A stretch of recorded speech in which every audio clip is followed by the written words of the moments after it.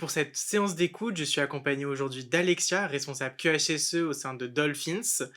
Et dans cet épisode, nous allons vous présenter notre président-directeur général, Adrien Bourdon-Feniou, et les entreprises du groupe Dolphins. Alors, branchez-vous, détendez-vous et laissons l'aventure commencer. Bonjour Adrien, merci de nous rejoindre pour ce tout premier podcast. Tout d'abord, comment tu vas? Bonjour Alexia, je vais bien.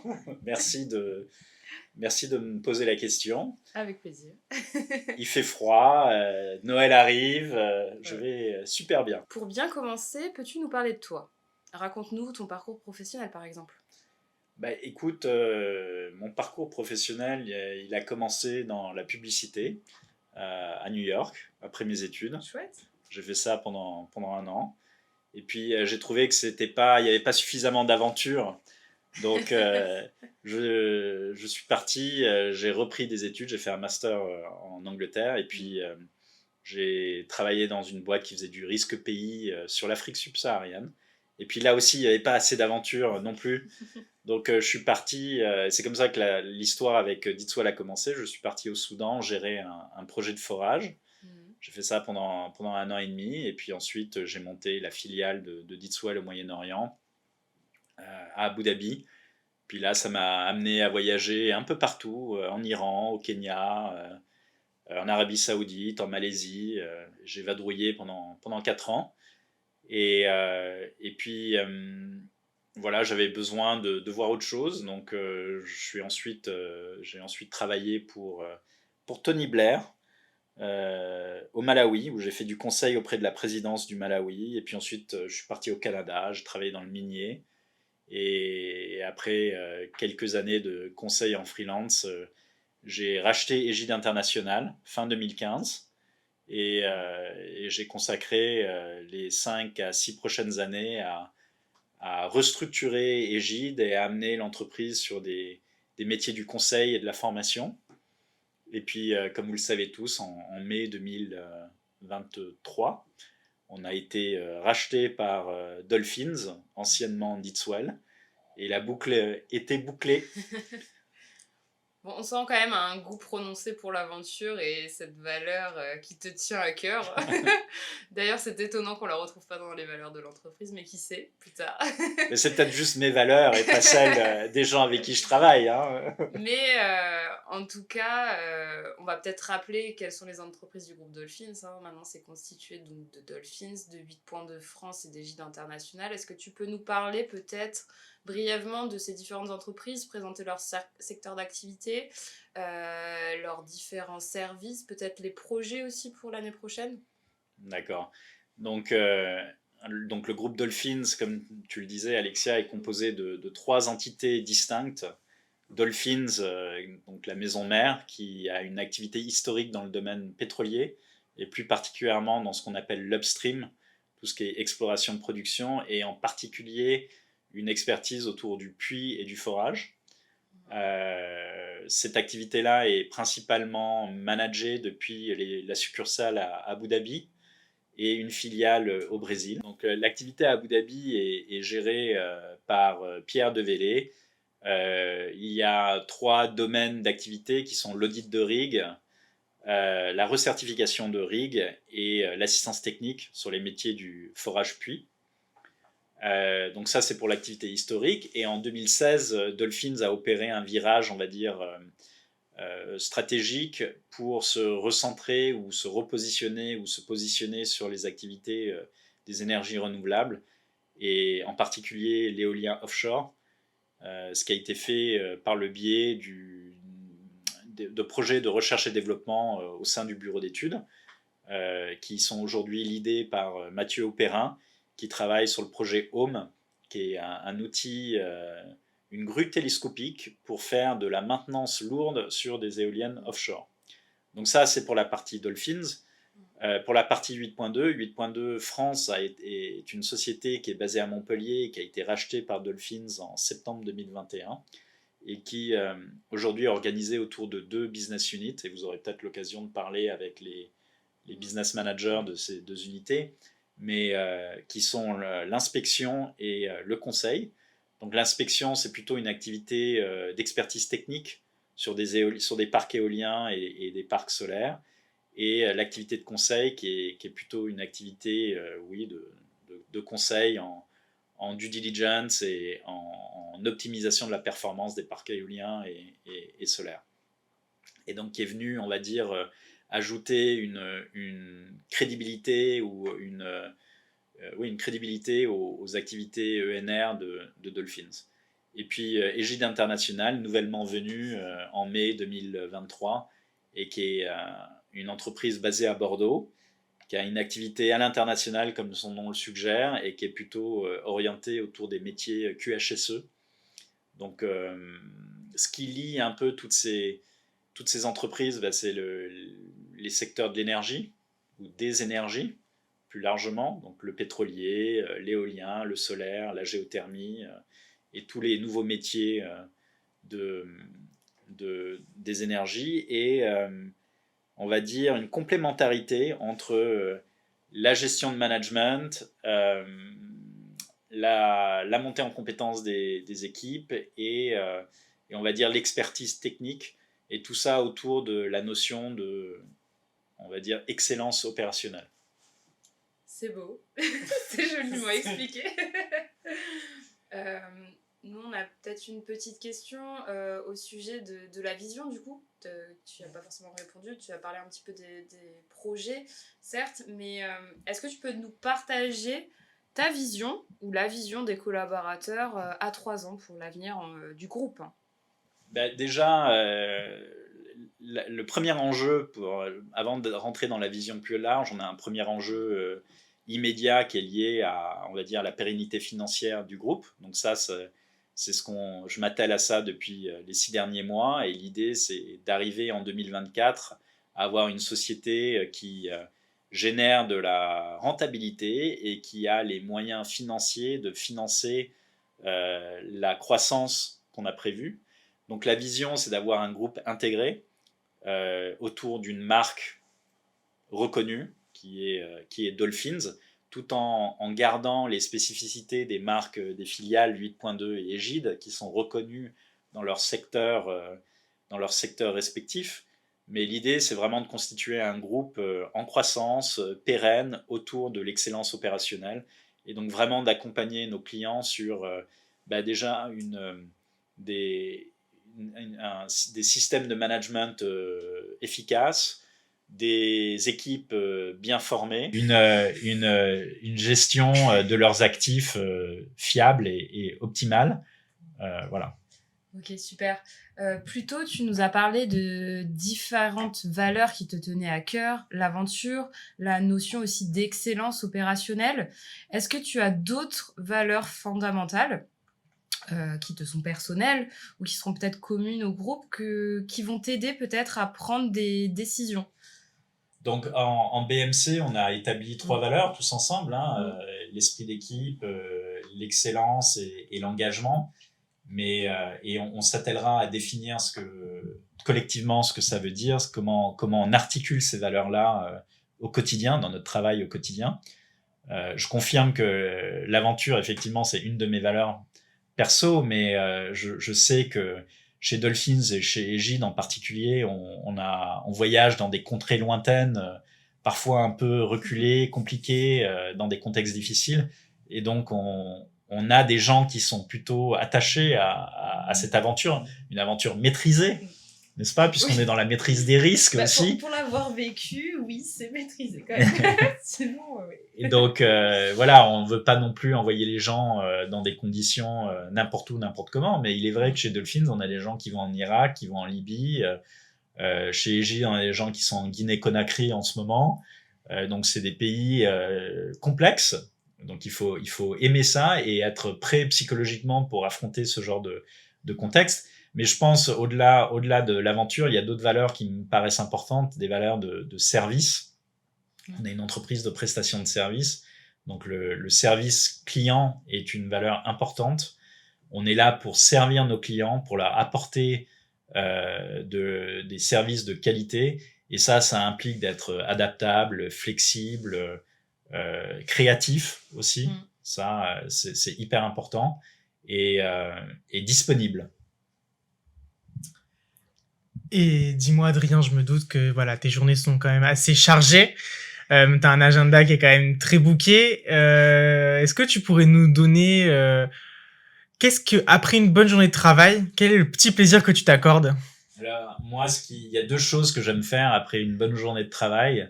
C'est du sport. J'aime aller courir et me défouler et me changer Je te rejoins là-dessus. les idées.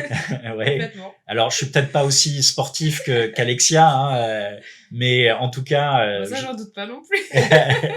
en tout cas, je trouve que c'est un bon défouloir pour se changer les idées. Et puis j'aime bien cuisiner aussi. Ça me change les idées. J'aime bien aller en cuisine, puis regarder dans le frigo et puis faire un plat avec ce qu'il y a dans le frigo sans vraiment y réfléchir. Il y a un aspect créatif qui me convient bien. Mais cuisine plutôt exotique ou Ah, je cuisine de classique. tout. Ça peut être des currys, des lasagnes. Ah oui, donc c'est quand même un minimum travaillé et ça donne envie, quoi. C'est pas simple. Bah écoute, Sandwich jambon beurre, quoi. non, c'est pas jambon beurre. Après, je suis pas peut-être pas aussi abouti dans mes compétences de cuistot que d'autres au sein de la boîte, hein, qui se revendiquent et ils se reconnaîtront spécialistes du risotto. Mais en tout cas, voilà, je trouve qu'il y a un aspect créatif et puis de travail avec les mains et de création d'un produit qu'on consomme après qui est quand même hyper intéressant. Mm. Et peut-être que ces différents voyages aussi ont forgé cette envie pour toi de cuisiner, de peut-être repartir à l'étranger pour découvrir de nouvelles cultures. Est-ce qu'il y a, si on reste dans le contexte HSE, un voyage qui t'a marqué et qui a fait évoluer ta vision de la sécurité? Ah la vache, c'est dur C'est comme joliment question. amené. Ouais, c'est bien amené, les nouvelles saveurs. Alors, des voyages qui m'ont marqué, j'en ai eu plein.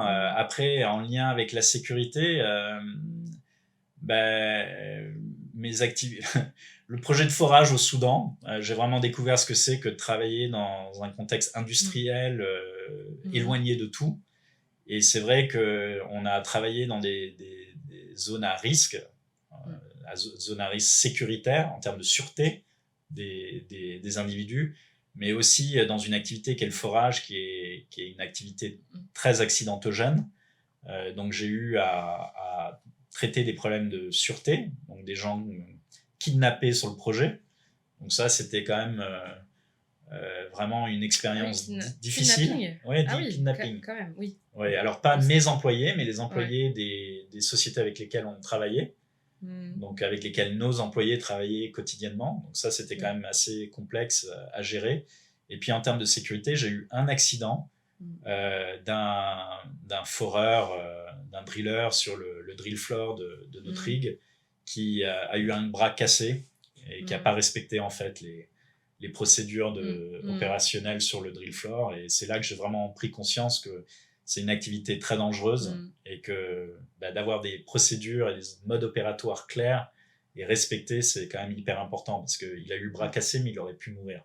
Et quand je lui ai rendu visite à l'hôpital, c'était vraiment une expérience dure, quoi.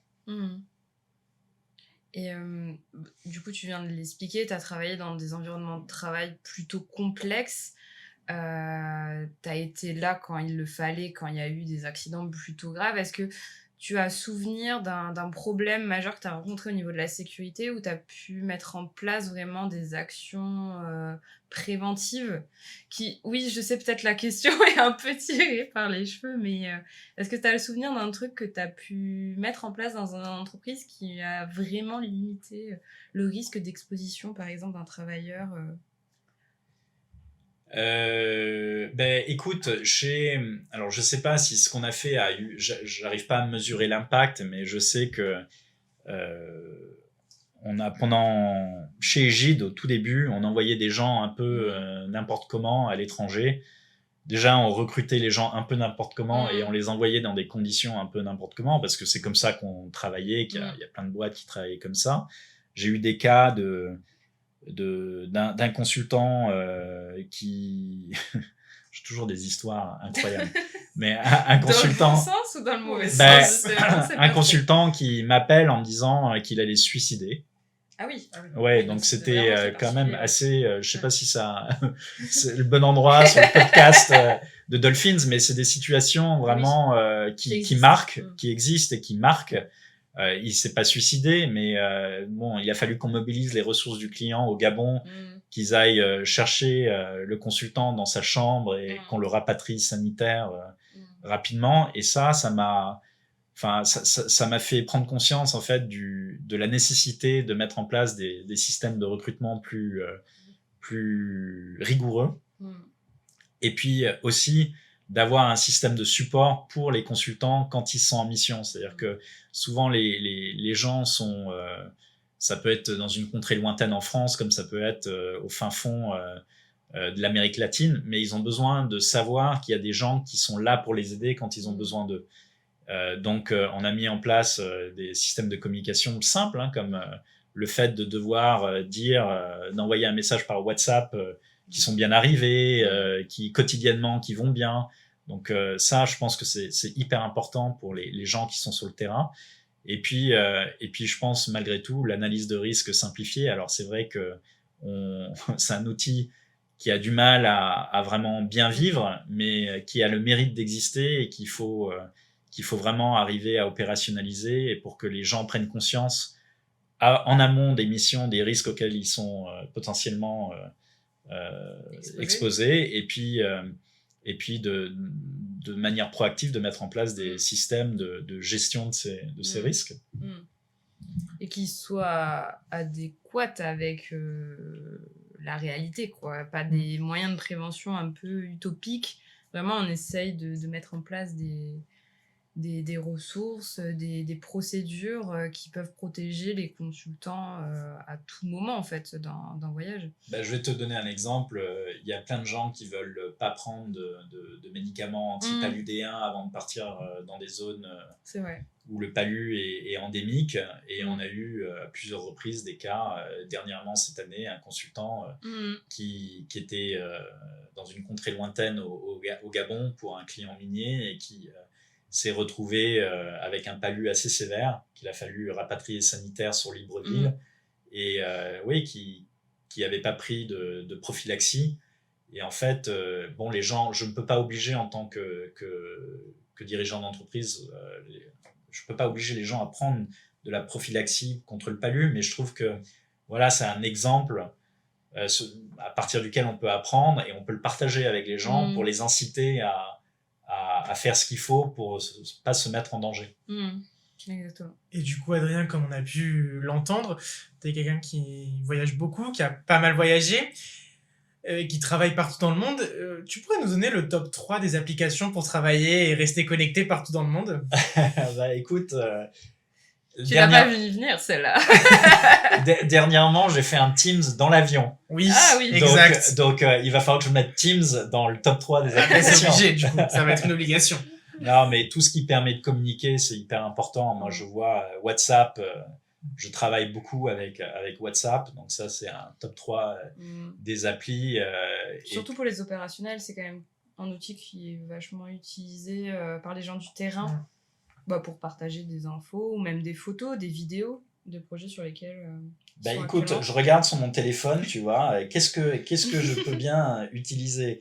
Tout ce qui permet de payer, tu vois, mon Apple Wallet, Apple Pay, je trouve ça génial aussi. Et et puis toujours un petit jeu, quoi, tu sais, pour passer le temps. Donc j'ai un entre deux escales. Entre deux escales dans l'avion. Entre des escales. Donc, j'ai des jeux. Qu'est-ce que j'ai? J'ai la belote. Ça me permet de pas réfléchir. Un jeu de cartes un peu bête. Et puis j'ai un jeu de briques, là, avec des petites balles et je casse des briques. On avait dit 3 applications, mais c'est pas grave. C'est pas grave. Et on va peut-être changer de sujet. C'est vrai qu'on a abordé le côté stratégie d'entreprise. On a abordé la sécurité, on a parlé un petit peu de qualité également. Dernier volet qui nous semble important, ce serait peut-être l'environnement. Oui. On sait que Dolphins s'engage dans l'environnement et a créé un environnement de travail inclusif et diversifié. Peux-tu nous expliquer comment ces principes se traduisent-ils dans la culture de l'entreprise? Déjà, bon, on fait l'entretien en français, mais c'est vrai qu'on a beaucoup de gens au sein de l'entreprise qui ne parlent pas le français. On est une entreprise internationale. On a des gens au Brésil, des Brésiliens, des Portugais, des Malais, des Philippins, des gens qui viennent, des Indiens, des gens qui viennent d'un peu partout. Et donc, je pense que c'est important de créer il y a un vrai enjeu en tout cas de faire en sorte que des gens qui communiquent pas en français déjà puissent se sentir intégrés à l'entreprise. Donc, il faudrait qu'on réfléchisse peut-être à un podcast en anglais C'est d'ailleurs. prévu, un podcast en anglais, bien évidemment. Et puis au-delà des différences culturelles, il y a d'autres formes de différences, voilà, le handicap, d'autres différences plus ou moins visibles et qu'on s'attelle à rendre à rendre normal dans l'entreprise. Et ça, on le fait. Je sais que chez Gide, on a développé une formation sur la discrimination en entreprise et comment la réduire et comment la gérer. Et Ou voilà. même l'identifier. Comment l'identifier, parce que c'est pas forcément évident pour tout le monde. Effectivement, des fois, on a des biais qu'on ne reconnaît pas même soi-même. Donc ça, c'est quelque chose qu'on va étendre à toute l'entreprise. Je sais que c'est un sujet délicat. Il y a des gens qui sont plus ou moins ouverts ou réfractaires à la discussion. Mais il me semble toujours important d'ouvrir la discussion et de permettre aux gens d'exposer leur point de vue sur ce type de sujet. Et c'est ça qui nous permet d'avancer en tant que société, mais en tant qu'entreprise également. Ok. Prochaine question. Une des dernières. L'innovation est un pilier au cœur du succès des différentes entreprises qui existent. Comment, toi, de ton côté, encourages-tu l'innovation au sein de Dolphins ? Moi, j'ai entendu parler notamment du projet Home. Il y en a peut-être d'autres. Est-ce que tu peux nous expliquer un petit peu tout ça ? Alors, je pense que Dolphins a la spécificité d'être une entreprise d'ingénieurs, en fait, et qui a toujours placé l'innovation un peu au centre de ce qu'elle faisait, quand c'était Ditswell, mais aussi quand c'est devenu Dolphins. Et on a un bureau d'études qui passe son temps à réfléchir à un projet innovant qui s'appelle le Home. Mais je pense qu'il y a d'autres formes d'innovation au sein du groupe, et je pense notamment à ce qu'on appelle l'intrapreneuriat. Je pense que les gens qui ont travaillé avec moi savent que je suis assez ouvert à toutes les idées. Je pense que tout le monde est libre d'apporter ses idées, et si vous y croyez vraiment, libre à vous de faire le pitch et de me convaincre qu'il faut y dédier des ressources. Je veux dire, une entreprise, ça bouge, ça change au fil du temps. Vous voyez, Ditswell, avant, ça faisait de l'ingénierie de forage. Aujourd'hui, on est en train de designer une grue télescopique pour faire de la maintenance lourde sur pale. Donc, et ça, en l'espace de 20 ans, c'est un grand changement. Donc, je pense que cette flexibilité et cette créativité, c'est ça qui va nous permettre d'être une entreprise et puis, t'aimes le débat. T'aimes entendre le côté positif ou négatif des choses. C'est vrai. Ce que t'apprécies, c'est d'être convaincu. Voilà. Par l'un ou par l'autre. Peu oui, parce importe que finalité. Je peux dire oui ou je peux dire non, mais sans être nécessairement convaincu. Donc, c'est vrai que j'aime bien entendre le pour et le contre. Et en fait, ce qui me convainc, c'est la passion des gens, déjà. Ça, c'est un indicateur que les gens vont s'engager dans la démarche. C'est quand même déjà 50% du travail, d'être passionné. Et puis voilà, j'aime bien le risque, j'aime bien prendre du risque. Donc je suis un peu joueur, donc toutes les bonnes idées, voilà, j'aime bien parier dessus. Mais merci beaucoup, Adrien. Moi, j'ai une dernière question, un peu moins formelle. Quelle est la chose que tu n'oublies jamais dans ta valise ? Déjà un slip. C'est vrai que c'est important. C'est très important. C'est très important. Qu'est-ce qu'il y a d'autre ? Non, les chargeurs, tu sais, pour les différents... ton ordinateur, ton téléphone. J'ai même les adaptateurs. Les adaptateurs, c'est le truc que t'achètes souvent au dernier moment. Les adaptateurs, j'ai les adaptateurs pour les prises US, Angleterre, européenne. C'est vrai que ça, j'en ai pas mal. Le passeport, déjà. Ouais, faut jamais oublier son passeport. Et un peu de cash. Ça peut aider. Toi, il doit être rempli pour le coup. Le tien, tu dois avoir pas mal de temps. Est-ce que tu as encore un sujet que tu souhaiterais aborder lors de ce premier podcast avec nous ou... Ben, écoute, je pense que pour conclure, le message que j'ai, c'est que on est 3 entreprises avec des cultures de travail très différentes, avec des histoires différentes, mais que le futur, on le construit ensemble. Et donc, voilà, moi, mon objectif, il va être de faire en sorte qu'on devienne une seule et unique entreprise dans nos têtes. Et même si juridiquement, ce sera pas le cas, mais on fait tous partie du même groupe. On est dans la même galère ou la même aventure ensemble. Donc voilà, si j'ai un message, c'est de vous dire à tous que voilà, discutons ensemble, travaillons ensemble et n'hésitez pas à vous contacter les uns les autres. Et c'est à travers la communication qu'on bâtit le succès, je pense. C'est très bien dit. J'ajouterai rien. Ouais, moi non plus, j'ajouterai rien de plus. Et ben écoutez, c'était tout pour ce premier podcast Dolphins. Nous espérons que vous avez apprécié cette plongée dans notre univers. N'oubliez pas que l'aventure continue en dehors de ce podcast. Retrouvez toute l'actualité de Dolphins 8.2 et Égide International sur LinkedIn. N'hésitez pas à nous suivre et de rester connectés. Avant de vous dire au revoir, merci beaucoup Adrien. Merci, et puis j'ai hâte d'entendre les autres parler, parce que s'entendre parler soi, c'est bien, mais ce qui va être intéressant, c'est les autres membres de l'entreprise. Bah moi, je préfère poser des questions, tu vois. Qui sait, peut-être que tu auras ton prochain podcast sur le QHSE, Alexia. Évidemment. Et bien écoutez, merci beaucoup. Je vous souhaite une très bonne journée à vous deux. Merci. À toi Clément. Merci. Merci à toi Adrien.